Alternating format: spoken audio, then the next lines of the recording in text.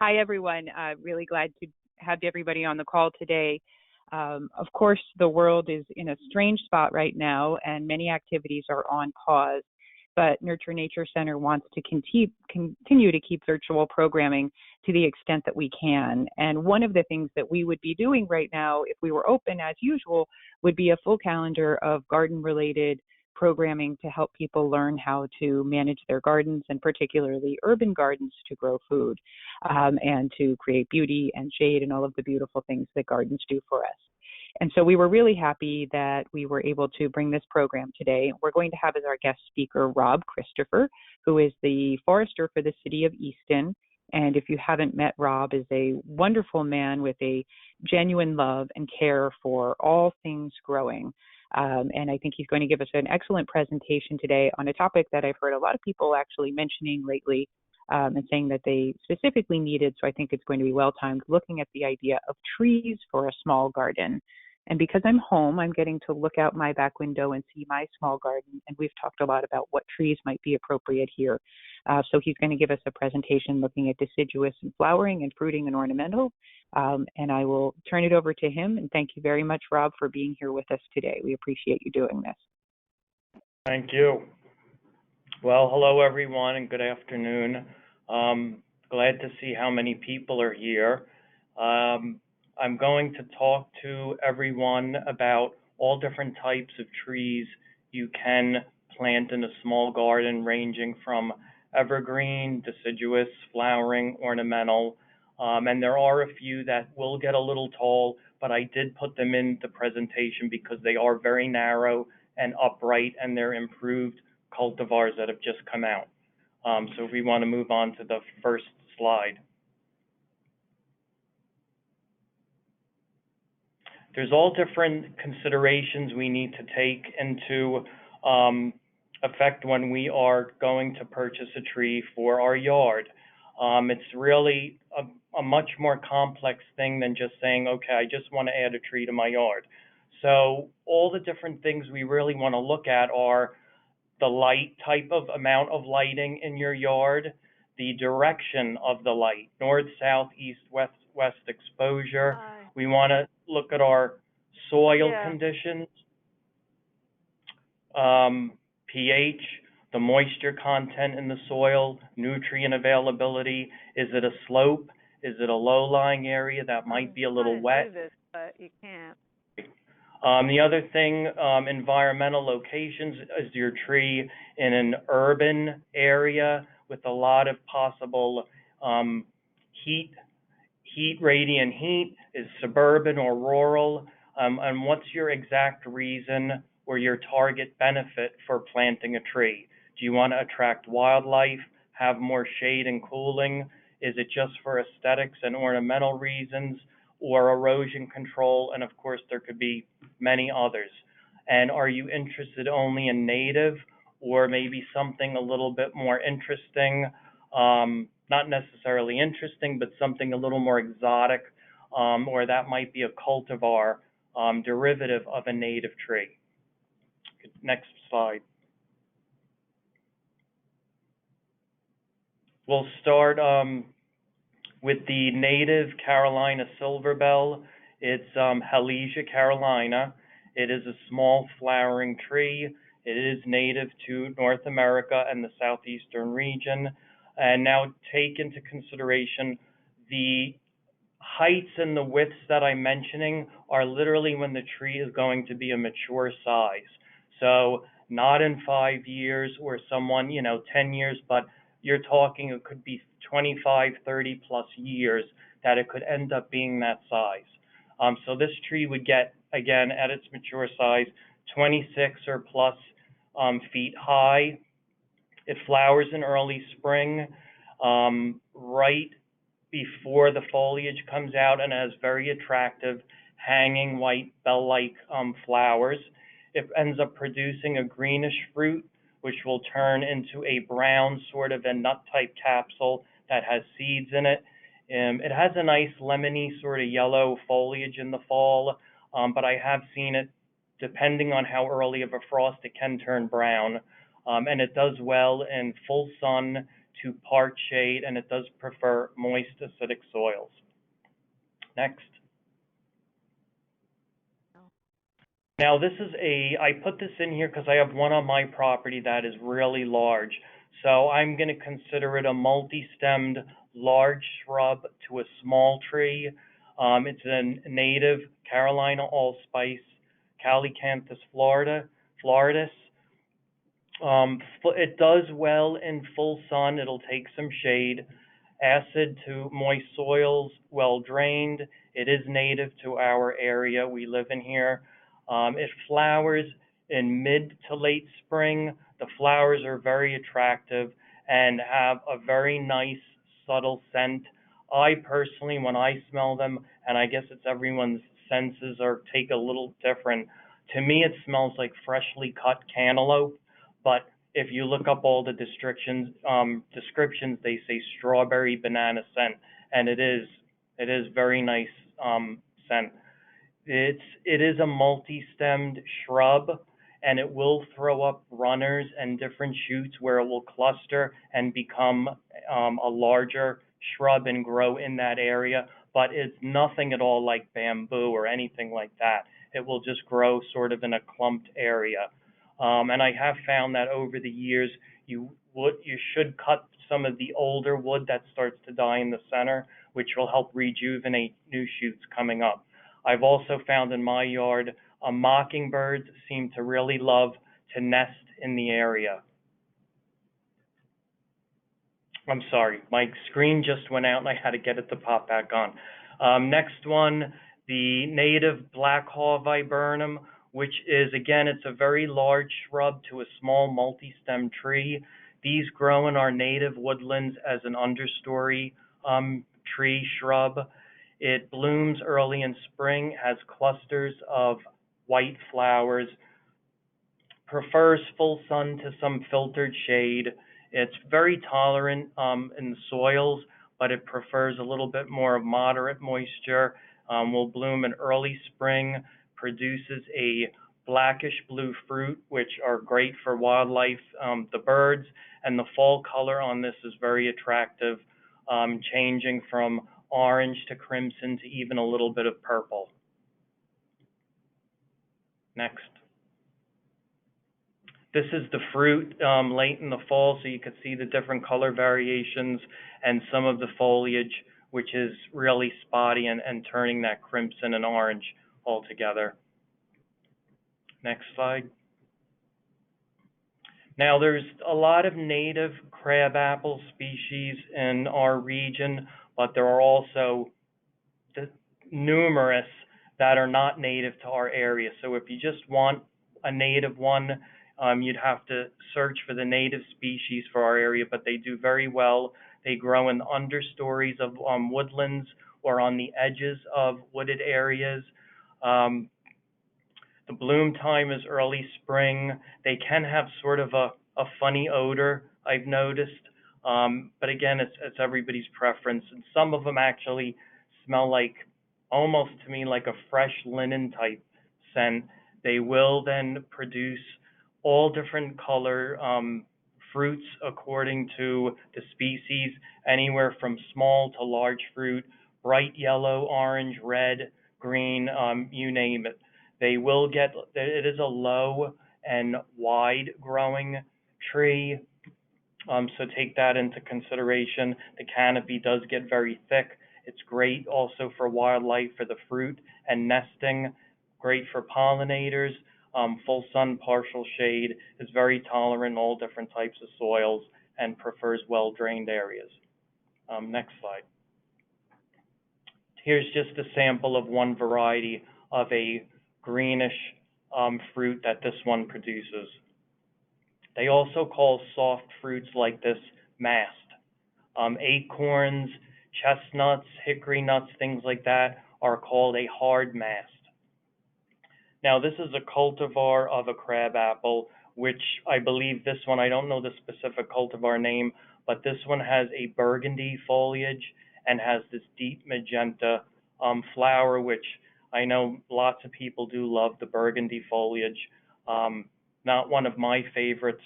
on certain trees, but it is very popular. And I don't believe this one in certain varieties due to the cultivating can take away from the heavy fruiting. I don't believe this one is a heavy fruiter. Next slide. Here's just another variety, and it could be, again, there's so many different names, but this is a very small, heavy fruiting, bright red fruit on this variety of crabapple. Next. Now, I put the pink dogwood first. I should have done the white, but it is a native to our area, the Cornus, Florida. Again, it's an understory tree to our forested areas. Moist, well-drained, acidic soil. It flowers in mid-spring, typically around Mother's Day. It'll really be open, and then will produce little clusters of about 4 red seeds in the center, which is great for wildlife. And these can, in age, they can get pretty big, up to 30 foot tall and 25 foot wide. One thing I have noticed, they do not like to have their terminal shoots or branches cut back hard. It will cause decay, attract insects, and as they get older, they're really not tolerant to hard pruning. So if you want to do any pruning or shaping to these, more from the center, or if you're just going to limb up lower branches, if that's what you're looking for. Next slide. This is our native species, the Cornus, Florida, our typical white blooming dogwood. You'll see starting to bloom in another couple of weeks in our woodland areas. Again, very popular. The straight species, though, has had history of anthracnose, a disease, fungal issues, and once there's lots of wounds showing in the tree, it is an entryway for borers to get into. So you always want to have the least amount of pruning cuts and openings on a tree like this to prevent that. And definitely no high mulching around the base of dogwoods or really any trees. Our redbud, this is a derivative of our native redbud. This one's called forest pansy. This one is at the end of my driveway, and this is actually still a few years ago. Because they have, and all young trees have such a straight, thin trunk at the bottom, I always protect my trees for the first few years from the deer for rubbing, so you'll see that there. This one has burgundy foliage when it opens, and it's literally very shiny, deep burgundy, and it will start to fade to a greenish burgundy. It is a low-growing, wide tree, and the flowers are very tiny that stay close and clustered to all the branches. It prefers full sun, especially this variety. Otherwise, the foliage will not get nearly as deep of that purplish color as you'd like. And it's very tolerant of all different types of soil, just doesn't like it really wet. Next. Next slide. Here's another tree I have in the front of my yard. It is called the Rising Sun Redbud, another derivative of our regular redbud. This one will stay a little smaller, but I noticed it has a very dense, thick canopy. So I've gone in the very center and had thinned it out because it does get lots of little dead branches in the center. This one has been bred more for its foliage and not the flowers. It does bloom with a very pale, subtle pink flower, again, all along the stems, but there are a lot less of them. The foliage, when it starts to bud out, is a very nice orangey color that then turns yellow, and then the older leaves are more like a chartreuse green. Again, full sun would be better in order to keep that full form. And again, low and wide, 8 to 12 foot. And again, like I said, it does require the thinning. I had a couple branches under a heavy snowstorm last year. If you don't try to get it off, they have split. So you want to keep an eye out on that. Next slide. This is a very attractive small ornamental tree. It's native more to the southeast, but it is very hardy in our area. This is the Franklin tree, Franklinia alatamaha. It was named after Ben Franklin. It thrives in lower lying areas that are wet, full sun to partial shade. At a mature height, it'll be around 20 feet, 6 to 15 foot wide. Blooms in late summer, July to August, with a really nice tulip type of a flower. And it has very nice showy fall foliage, which we'll see in another slide. Next. Here's some of the fall color starting, deep crimson, and again, it will throw out flowers here and there through the end of the summer into the fall. It has an oval shape, and again, I would protect this tree for a few years from the deer and rubbing. Next slide. Here's a native fringe tree, Chionanthus virginicus, native to North America, typically multi-stemmed, 12 to 20 foot tall and wide. It'll bloom in May to June, has very fragrant, lacy type hanging flowers. The flowers will eventually mature into their bluish black fruit that hangs, which is called a drupe. So it's very beneficial to wildlife, and they're pretty attractive. They almost look like grape clusters. It prefers full sun to a little shade, and it does prefer some moist soils. And the fall color is a nice bright lemony yellow. Next. Here's a nice close-up of the flowers. You can see they're very feather-like. A real nice tree for a small yard because it's not messy. Everything sort of disintegrates, and it's, I would say, slow to moderate grower until it reaches its mature height. Next. This is a newer variety that's a cultivar called the Canada Red Chokecherry. So it's a derivative of our native chokecherry. This has the burgundy leaves. It's become a great urban street tree, tolerant of more heat island effects. Has the burgundy leaves. Before they come out, it will bloom with tiny white flowers all over it, which looks nice against the contrast of the black bark, darker bark. I'm not sure if this particular variety is a heavy fruiting variety. I know the chokecherry is, which is great for wildlife. This one prefers full sun, again, to keep that deeper burgundy foliage, a little shade, moist soil. First few years, you want to make sure you keep it watered till it gets rooted in, especially if there's a drought. 25 to 30 foot tall and 15 to 20 foot wide.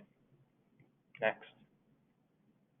Here is our native redbud, Cercis canadensis. These have, I would say, a medium toned pinkish to lavender flower. The branches are heavily clustered with the flowers all along the branches. It has sort of a vase-shaped branching low at the bottom. It is, again, a low, wide growing native tree. Blooms very early in spring, and they are darker, and then they eventually do get to become a lighter pink, 25 to 30 foot tall, 15 to 20 foot wide. It will produce hanging seed pods, which are great if you have this in an area where you want the seedlings or in a small wooded area. So it's great for naturalizing. I have found over the years this tree really does not like to be pruned very much, especially large branches. I've seen people really cut these back. If you look on Ferry Street as you're going up on the left-hand side, near the 300 block, they've been heavily pruned at the little stone building, and now they're almost all dead. So again, very light thinning in the middle if you want to prune at all, or slowly. No heavy pruning. Next slide. I did add this particular southern magnolia in because it is the most hardy one in our area that I know of. They're constantly coming out with new, more hardier varieties. And as our climate changes and it is much warmer, they are really doing well. This one's called Bracken's Brown Beauty. Um, it's semi-evergreen, so again, depending on the winter temperatures, it'll typically lose all of its inner leaves, but it will keep most of the outer leaves. It has beautiful, very deep, shiny, dark green, glossy leaves with the cinnamon, fuzzy underside of the leaves. A lot of these leaves, too, people use in crafts. Um, and things like that around the holidays. This variety will get 20 to 30 foot tall, 15 to 20 foot wide. Again, they can be lightly pruned and taken care of according to your yard. Moderate moisture, blooms in spring, heavier with very fragrant perfume-like flowers, and produces a very interesting seed type of a pod that's in the where the center of the flower was, that are very attractive in the fall and through winter. Next. Here's a close-up of the flowers, and that pistil and the stamens in the center will mature and turn into a very interesting, I believe it's almost like a deep pinkish, almost the color of the base of the flower there, and then it will deepen with a round knob at the top. But they're very interesting to look at through the fall and winter. Next. Here is another derivative of a native serviceberry tree, also called shadbush or shadblow. It has, I think, 6 or 7 other different names too. This one is a cross, though, between the species Arborea and Laevis. I've been using this a lot as also a street tree. There'll be quite a bit you'll see blooming on Ferry Street, 15 to 20 foot tall and wide. I'd say moderate to slow growing. Great for a small yard to attract wildlife. If you just want something that's not going to get tall or wide. This one prefers full sun to some shade, moderately moist soils. Does well as an understory tree under more mature canopy trees. And there's so many other cultivars with different characteristics available. Next.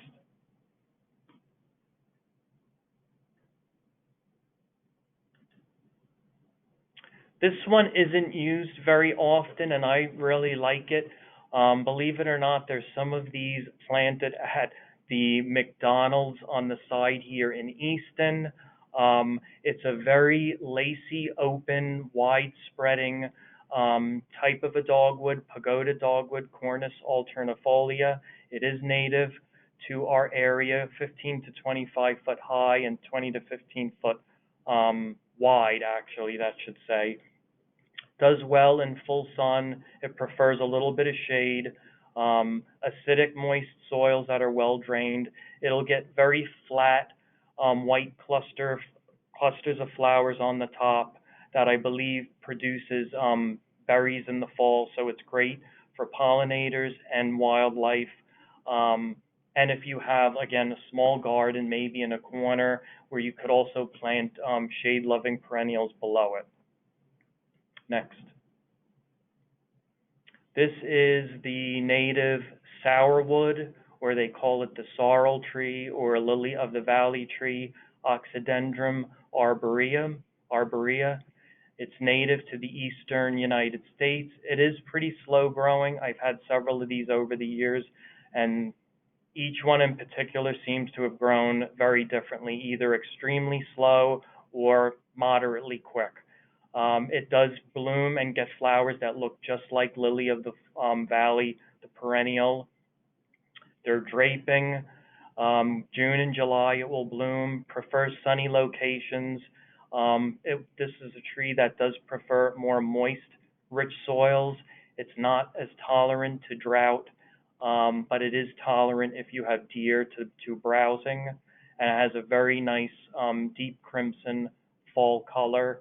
Not tolerant in urban areas, as in if they're parking lots, street trees, things like that, but in a backyard, it would do well. Next. Just a close-up of the sort of graceful type of flowers that it produces. Next. And then here you could see that sort of crimson red to fiery orange color, and it does last for quite a while, the foliage. So it's a great small tree, and it also has really nice, attractive silvery bark. Those seed pods will just turn into more like little brown capsules hanging on there, which will persist throughout the whole winter.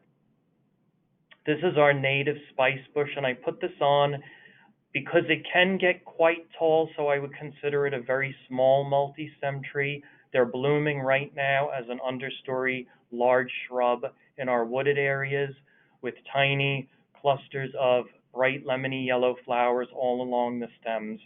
Um, it will produce oval clusters of bright red berries, which are poisonous to us, but um, wildlife does love it, and it is attracted to, butterflies are attracted to them. 12-foot wide and tall, and I've seen them actually quite a bit taller. This plant does have male and female plants, which again, as long as there's one in your area within a mile or two, you don't need to worry about buying a specific sex of this tree. Next. This is showing the clusters of fruit starting to mature. If you do break these branches open, it does have a very spicy scent to it, and it has really nice bright lemony yellow to a little bit of an orange fall color. Great for a shade garden. Here's the flower clusters up close. They are very tiny, so this is a little deceiving, but looks a little similar to witch hazel, but much tighter blossoms. But it is nice to see as if you want something very early blooming. Next. This is another native which you really don't see often at all. I purchased this one and is planted in my yard. It's a striped maple or Pennsylvania maple. It's also called a tiger maple. I think a goosefoot maple. There's again a whole slew of names for it. It is native to our woodland areas, thrives in mostly shade, moist soil conditions, partial shade, but definitely not full sun. It will grow 16 to 30 foot tall, more of an oval sort of shape, understory tree.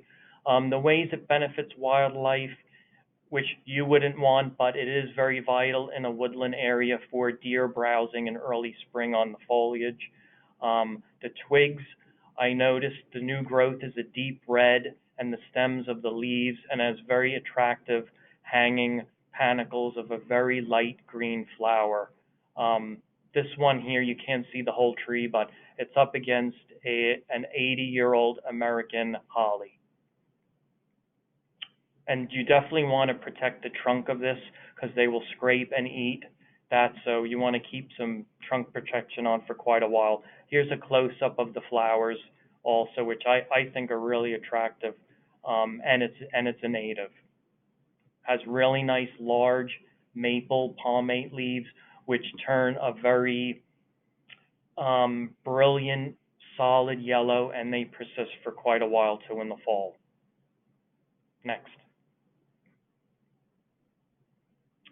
Not the best picture, but this is a sweet bay magnolia, which is typically also a smaller multi-stemmed tree, Magnolia virginiana, 10 to 35 foot tall and wide. It thrives in more moderate to wet locations, so if you have that kind of an area where you're finding trouble finding a tree for that area. Flowers in mid to late spring, heavier, again with very fragrant flowers, and then throughout the summer it will get, typically like magnolias do, sporadic blooms here and there. I have noticed in my experience, all magnolias, for some reason, the deer really love to scrape, and I believe I read somewhere that they like the scent of when the bark breaks open. It has a very spicy scent. So you definitely want to protect the bottoms of these trees also, but it's great for a small backyard, sunny to partial shade area.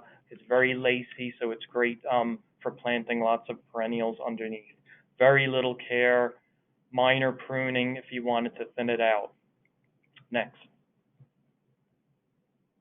Here is a close-up again of the flower, very fragrant scent, medium green, very shiny, thick leaves. Next.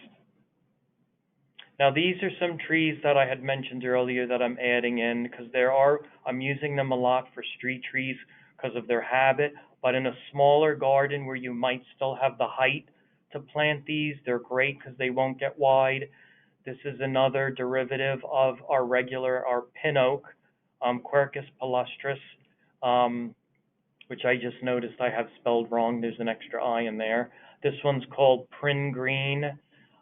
This will get, again, maybe 40 or 50 years from now, about 50 foot tall, only 12 to 15 foot wide, prefers full sun. This will do good in wet soils, tolerant of wet areas, will produce acorns, so it's great for some wildlife. It turns a nice scarlet red in the fall and holds its foliage. As it turns brown, it will hold its foliage through the winter. And this is great for specimen planting if you have any type of a small rain garden. Again, great for an urban street tree or urban area, and for limited small city gardens if you can tolerate the height. Next.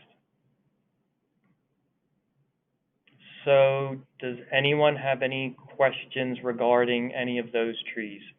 Any of the natives?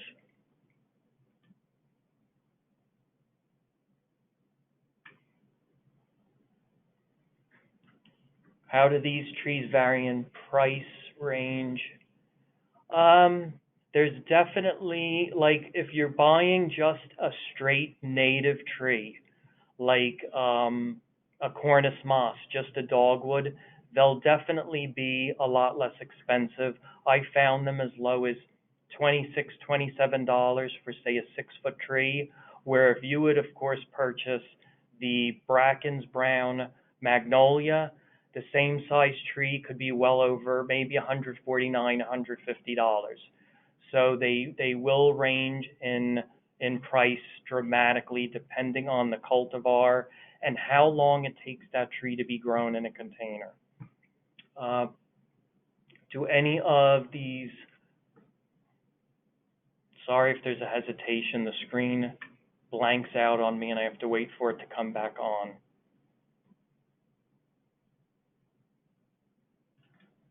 Okay, do any of these produce edible fruits? Off the top of my head so far, the ones we have gone through for, if you mean edible as in people, so far, no. All of the fruits that I remember from what we've gone through are mostly for wildlife. So no, not off the top of my head. How are invasive species affecting our native trees? Dramatically. I only have a 4-acre plot of my own. I would say about 2 acres of that are hillside and wooded, and the vines alone, which I posted on Facebook about the different varieties, the vines alone are literally covering the canopies, strangling our native trees, and literally pulling them down to the ground as they cluster and grow in there and the weight and builds. So they really are affecting a lot of our native trees. And, you know, I try to get in my woods constantly and keep those vines down. That's the most important thing, is to keep the vines off of your trees. What kind of soil does and condition does the native redbud prefer? I have found the native redbud is really very tolerant. The only thing I would say it wouldn't like is a wet area. So as long as you're not planting it in any sort of a very heavy clay-like area that would take a long time to dry out, it really is very hardy and tolerant of a lot of areas.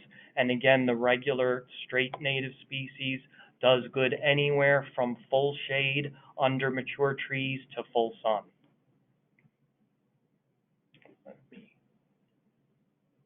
looking. Any other questions on the natives? If not, we could always answer them when we get to the end again, and we could move on to the non-natives. Now, again, I know everyone has their preferences. I personally just love trees. It doesn't matter what they are, and I definitely have an addiction problem to finding and discovering new trees with very unusual characteristics. So I don't differentiate between native or non-native, but I do understand natives are very important, and I try to add a lot in on the areas of my property that do have native ecosystems. So we'll move on. The non-natives now are obviously not native or naturally growing in the United States, North America. But also some of them have been here so long that they've become naturalized. Still not native, but they become naturalized to our area. Next slide. This is one that I have in my yard also, facing east. It's a columnar blue Atlas cedar. If you want something with some bluish, silvery blue, green color, Cedrus atlantica, Glauca fastigiata. It's upright growing. Now this has been in that spot, and it takes quite a while, I noticed, for this variety to get acclimated to the ground after planting. So it's been there for, I'd say, around 5 or 6 years at least, and it may have been half that size. So 15-foot wide to 40-foot high, very natural columnar growth. It's great for birds eventually, for nesting and shelter. Definitely does not like wet soil, so something that's well drained, loamy soil. Again, not really clay-like soil. I've noticed, like a lot of these evergreens, if you want to keep an eye out for bagworms, which sort of disguise themselves as the needle of the tree, but they're really a little worm that's growing inside the bag that they created and will eat all the needles on the tree when they come out at night. Very little or no pruning needed for this tree. Again, maybe some fertilizing in the beginning when first planted. Next. This one I love, and there are several of these planted in a single stem form in Nevin Park along the Taylor Avenue side. These bloom very early, heavier than what I would compare to the Lindera benzoin, the spice bush. It's in the dogwood family, native to Central and Southern Europe, multi-stemmed, produces a nice larger grape-like reddish fruit, so it's beneficial to birds. 15 to 25 foot tall and about 12 to 20 foot wide. This one is tolerant to clay soils and some shade to full sun, and I had recently found out that because of the long, very slender and flexible branches, these were used way back when to make bows for archery. Next. This is showing a close-up of the grape-like fruit. Now, I don't want to say for sure, but I'll double check on this. I believe these might be edible. So we'll have to check on that, but I remember vaguely someone saying that these are edible, but definitely let's check that out. Good for wildlife, and it has a really nice bright yellow fall color. Next. Now, Norway maple is not a favorite tree of mine at all, but this is a great variety if you want a very small ornamental tree that's recently come out, great for a straight tree, extremely tolerant of so many different urban conditions, poor soils, and it won't get big. So this will stay columnar, 15 to 25 foot tall, and I believe only 7 or 10 foot wide. It's a great street tree or an accent tree if you have a sunny location in your garden. It does have a very dense canopy. Again, you probably would only have to prune the very low branches if you wanted to uplift the canopy when it's younger. Does great in poor soils, urban conditions, drought tolerant, um, and this one is hardy or as long as you have adequate air circulation, it's resilient to powdery mildew, which it can tend to get. The fall color will have that burgundy, but it will become more of a bronze to deep maroon as it fades in the fall. This one is Crimson Sentry. Now here is a cross of a Coosa dogwood and a Pacific dogwood. It's the Venus dogwood. Um, they've also given it, they have all different numbers and special cultivar names as they keep coming out with so many different varieties. Um, this one has very large flowers, which we'll see in another photo. Very attractive, ornamental. It produces a fruit which is very similar to the Coosa dogwood. I believe this does have a edible fruit which tastes like a kiwi strawberry combination that gets relatively large. Disease resistant to powdery mildew and anthracnose. We'll get 14 to 18 foot tall and 24-foot wide. Very good for birds, butterflies, wildlife, deer tolerant, thrives in well-drained soil, sun to part shade, and again, mulching here will highly benefit keeping the root system cooler, but again, never mulching up against the base of the tree. Next. Here's a great picture showing just the quantity or volume of flowers and how big they are. They almost look like big soup bowls. Very attractive. I know a friend of mine has this one. I do not. And again, typical beautiful fall foliage that dogwoods get. Next. This one is another magnolia I have on my property, that's actually picture's a few years old. It's much larger now, and it's just starting to bloom right now with huge candle-like buds that are popping open. This is a cross between the cucumber magnolia, which is native to our area, and then I believe this is a Chinese magnolia, the Yulon magnolia. Does well in sun to a little shade, well-drained soil. Again, likes to have its root system just around the trunk mulched. 20 to 35 foot tall, a very pyramidal shape, very large, fragrant yellow flowers in March to April, disease resistant, very few issues I've seen on mine. I've just seen some interesting growth habits in the center where you might want to prune out conflicting branches in the center. So nothing major though. And I read that it does like to be protected from any exposure, to be out in a full open area from strong winds, probably to protect from the buds from getting winter burn and dying. Next. Here it is, not mine, but this is a stock photo showing the blossoms. Beautiful, two-toned yellow. I'd say moderately to heavy bloomer, and the flowers are large. I'd say 3 to 4 inches tall when they end up opening. So, and then fragrant. It's really a beautiful tree. Next. This tree is a real old-fashioned tree. I rarely see it out in the landscape. This is a better variety, golden chain tree, Vossii, Laburnum ex wateri. Very beautiful, late blooming flowers.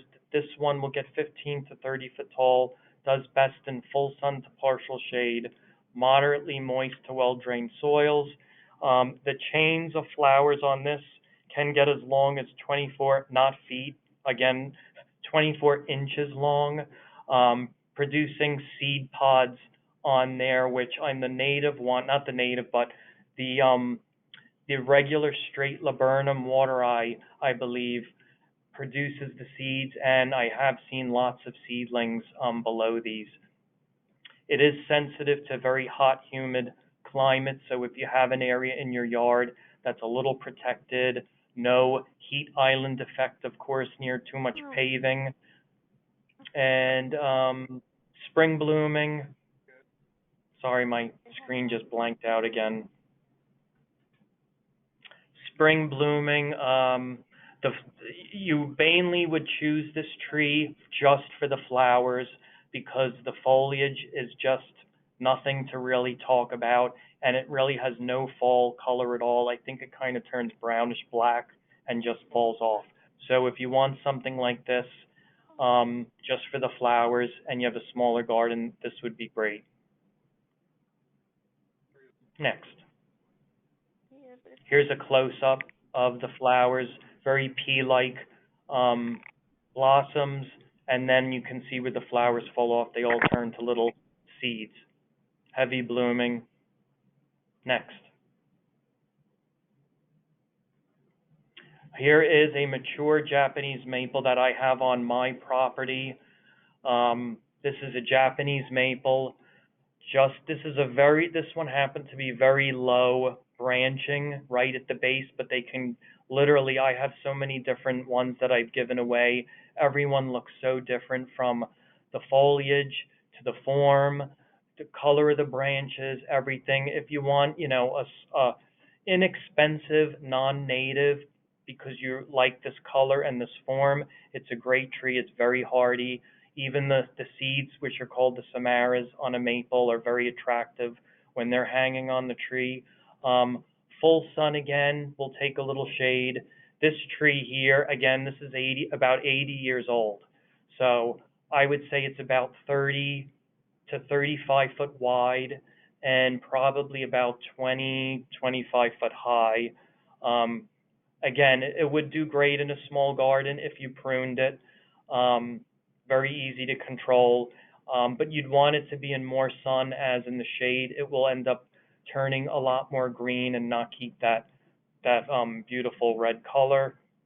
I have a whole huge shade garden below that of hellebores, um, perennial geraniums, all different types of hostas, ligularium, so they do great underneath that tree. I have found, though, lots of spotted lanternfly egg casings on it, which I scraped all off, so they are attracted to that smooth bark.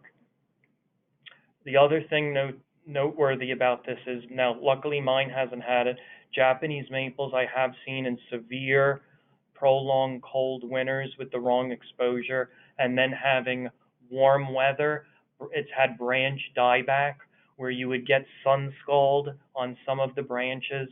The fluids in the tree would come up during the day. They don't have enough time to go back down in the root system. They'd freeze and crack in the branches, and you can easily lose some large limbs within the tree. But not common, but it can happen in Japanese maples. Next. This is a newer cultivar of a cross between a white oak and an English oak. It's called a kindred spirit oak, Quercus ex warii Nadler. Again, this would be a great street tree or a tree as a focal point in a small garden. It's a swamp white oak and English oak cross. Again, this is the mature height, up to 30 to 40 foot tall, decades and down the road, and only about 7 foot wide. Mildew and drought resistant.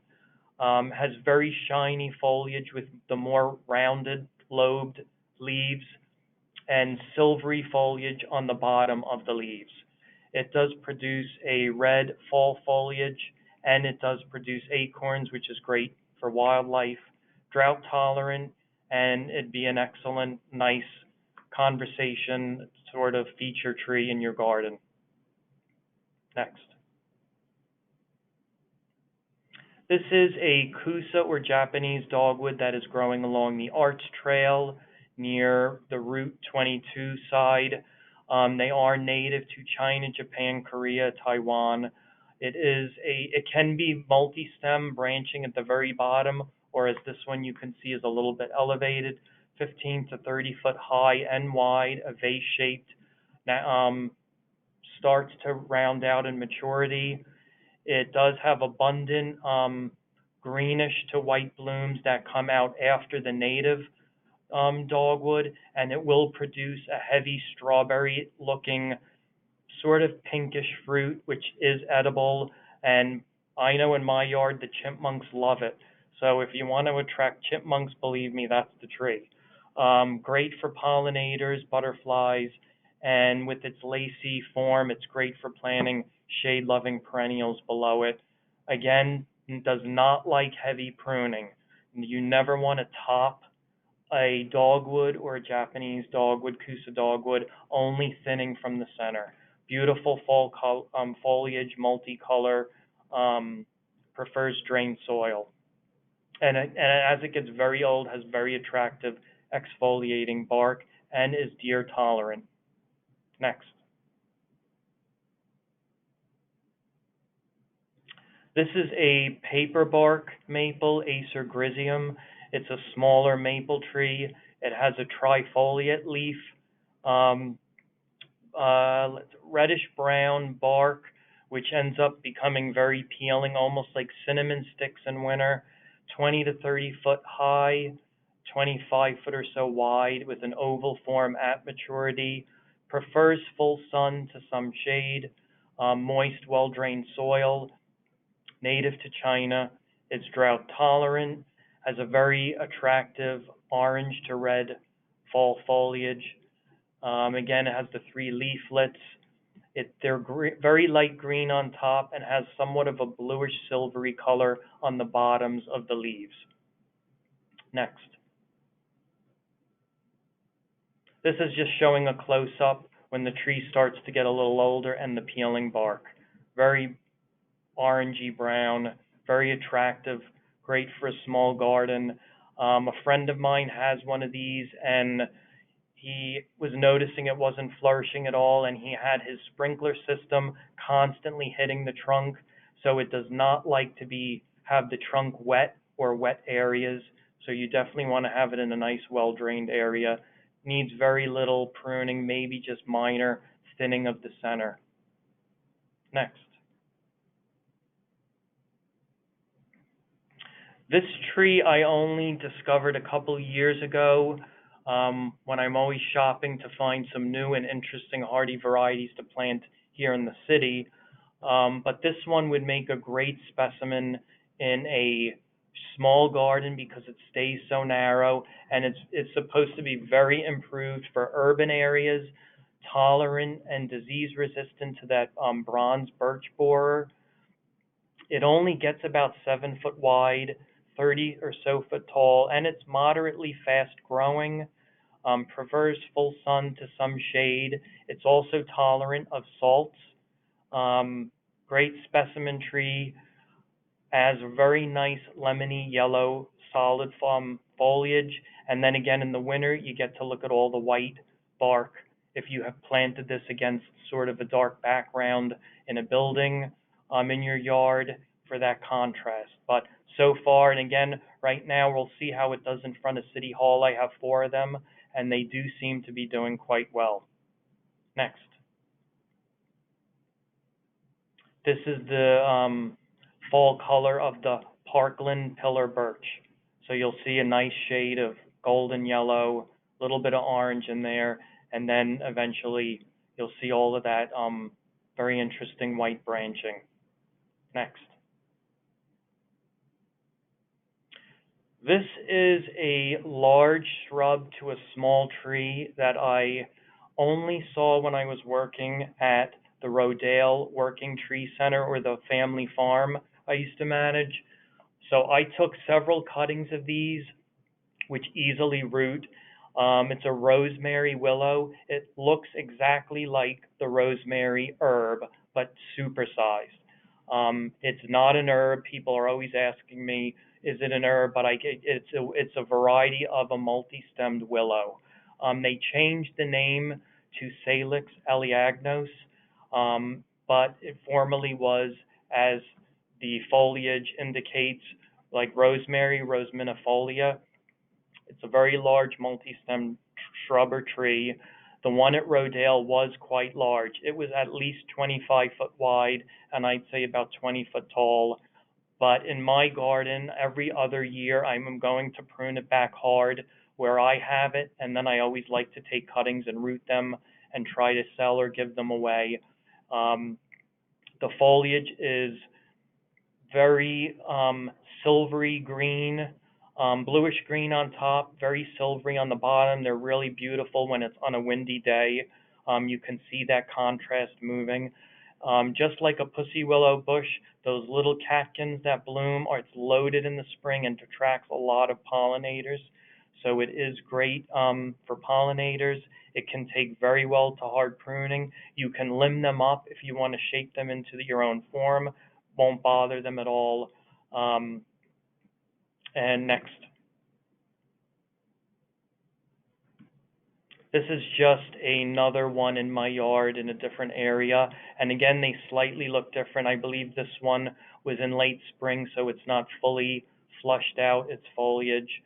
Very easy to propagate just by putting them in water and leaving them there. Has really nice purplish or deep brown twigs.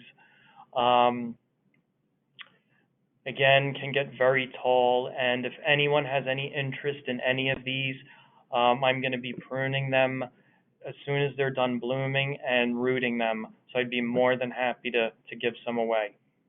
Next. This one, again, this one I would compare to a Kwanzan cherry, which personally I do not like, but this is a variety that does do very well in urban areas. It's much more narrow, and I do like the burgundy foliage on this, and it is an improved variety called Royal Burgundy Cherry.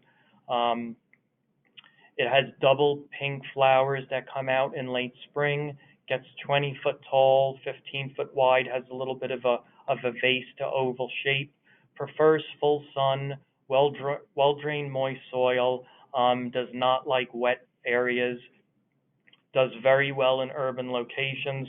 There are quite a few of these planted on Ferry Street and Lehigh Street.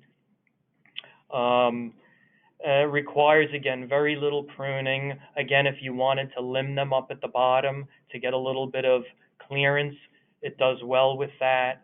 Again, no topping. You could thin it out a little, has an attractive bark as it gets older, and the foliage turns more of a bronze color in fall. Next. I have a couple of these on my property.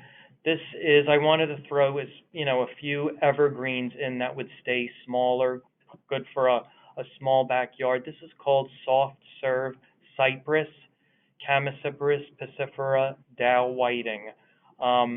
It is what I love about this where I live, it's completely deer resistant. They've never touched it. It will get to about 10 foot tall, 7 foot wide. It's very naturally conically shaped. It's great if you do crafts and you want to decorate your planters in the fall for clipping and adding them in your planters. Well-drained, moist soils. Prefers full sun. It'll take a little shade, but not a lot. It'll start to thin out. Moderate to slow growth habit, and it's excellent just as a specimen in your garden, sunny garden. Next. This is another very exotic Japanese tree I have in my own garden. It's Japanese umbrella pine, Sciadopodus verticillata. It has very thick needles that grow out that look like a little Japanese umbrella, native to Japan, thrives in moist, well-drained soil, full sun. It does not do well at all on a slope or a dry area, as I had one years ago in a house that was looking beautiful. Then I had a very long drought, and it literally, the whole thing died, just turned brown. So definitely not in a dry sloped area. It'll get to 25+ foot tall, will stay narrow, 15 foot wide. Somewhat of a protected area from wind in the winter, and it will develop interesting cones as it matures and peeling bark. You'll be able to see as the tree opens up and gets a little bit larger. You do want to keep note if we have heavy freezing rain or ice storms or heavy wet snows, it will start to split this open. So I'm usually out there running, shaking, and trying to get everything off this tree when that does happen. So keep that in mind. But it is a slow to moderate grower. So if you have any sort of an Asian Oriental type of themed garden, this would do great. Next. I'm sure you see all of these blooming now. The star magnolia, it is the first magnolia that blooms in spring. Um, Fragrant flowers, it's a pollinator attractant, full sun, moist, well-drained soils, somewhat protected from open winter winds. It'll get 15 to 20 foot tall and about 15 foot wide. This is not very tolerant of salts. So again, you wouldn't want to plant it near any sort of walkways by a patio or anything if you're going to use those. Has attractive silvery bark throughout the winter with a nice branching pattern. And it will also, like the other magnolias, form an interesting sort of a seed pod to look at. There's several other cultivars available. The regular star magnolia, since it does bloom so early, it is very susceptible to on a late frost, turning all of your blossoms black. So I believe the royal star does bloom later if you were looking for that. Next. And that is it. Again, these are just trees that I'm very familiar with and I've had personal experience with. There are so many others I could have put on here, but we're at a limited time and I wanted to get, my favorites in and others that I thought everybody would enjoy. I do see from Holly, let me see, it's moving. Your question is moving away from me. Let me bring it back down.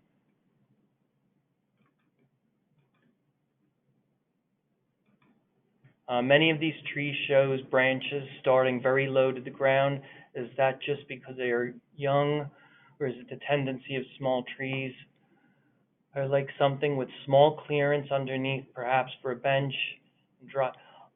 Most trees, even a large shade canopy tree, will always have branches that are going to start low.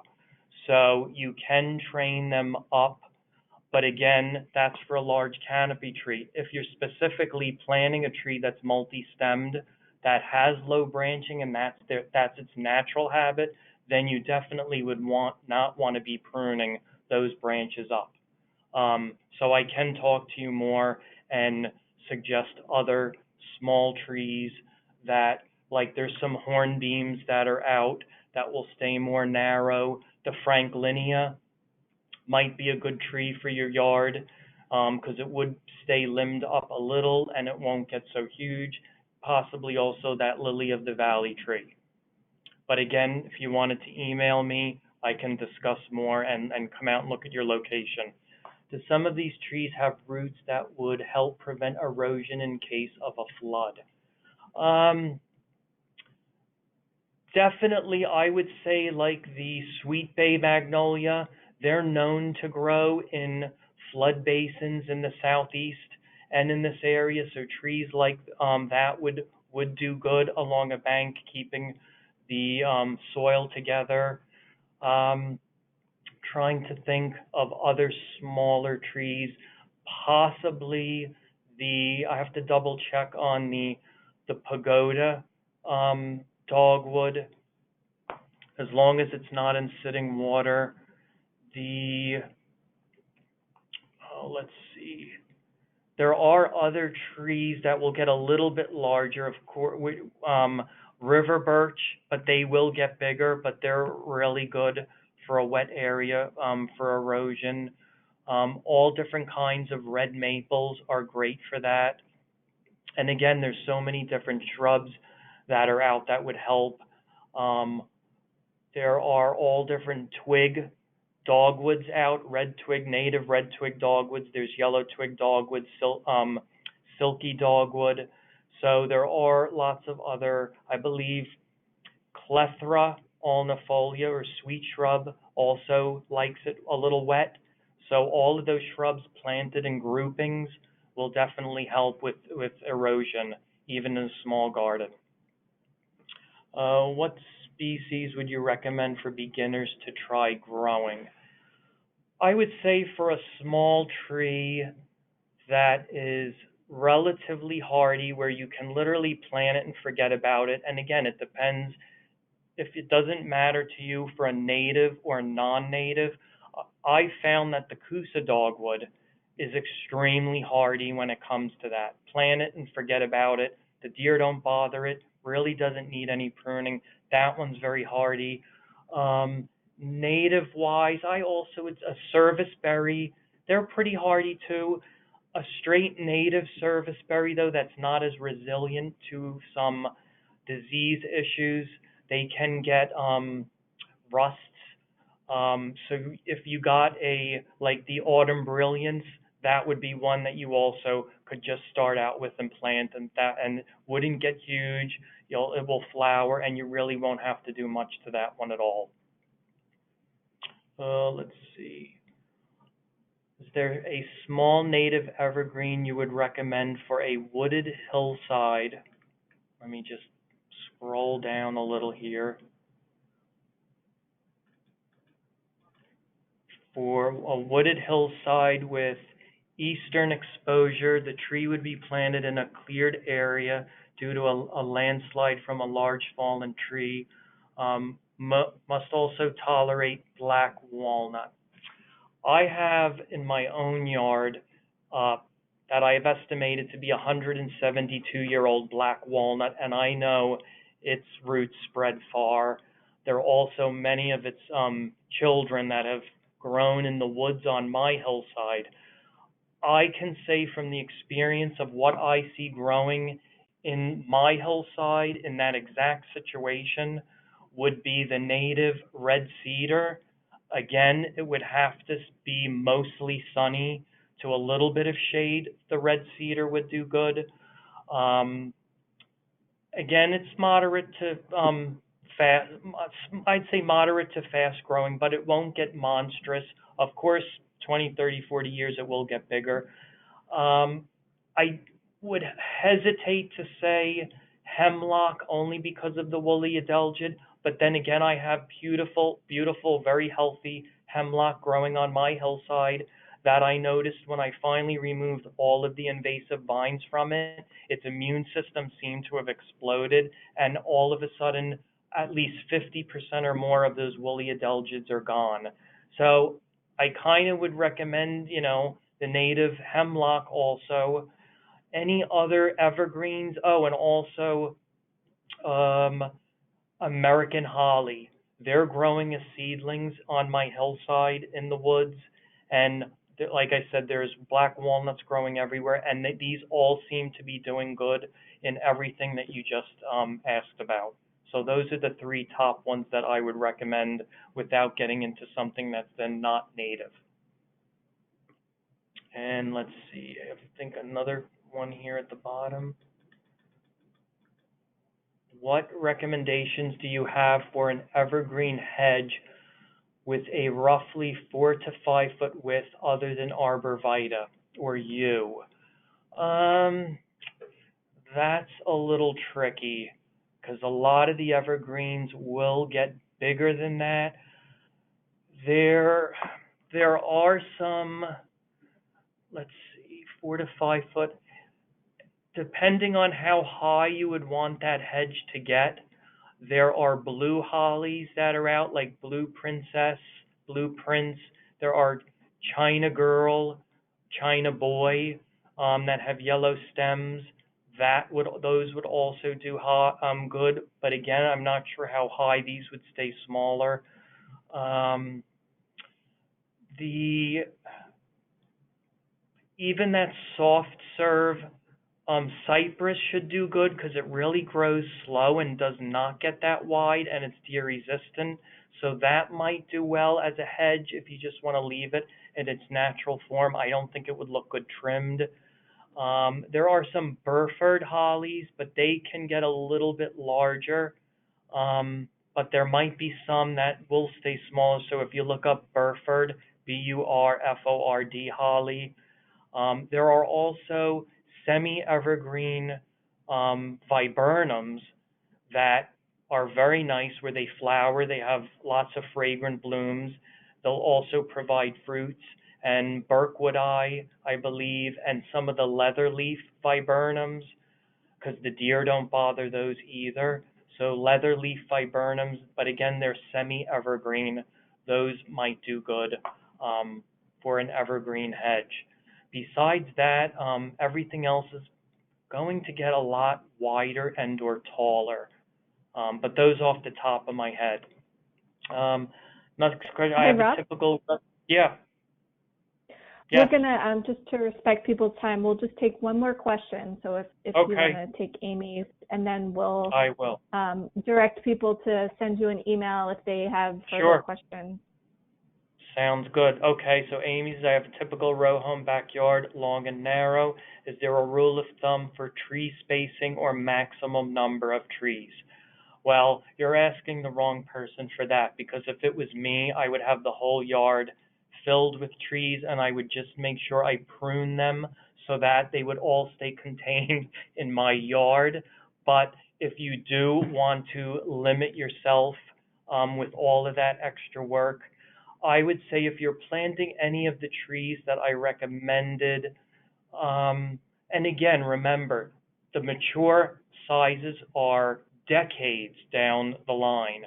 So plant them maybe 15 feet apart so that you can lightly have them pruned and keep them somewhat contained for those smaller trees that will get wider.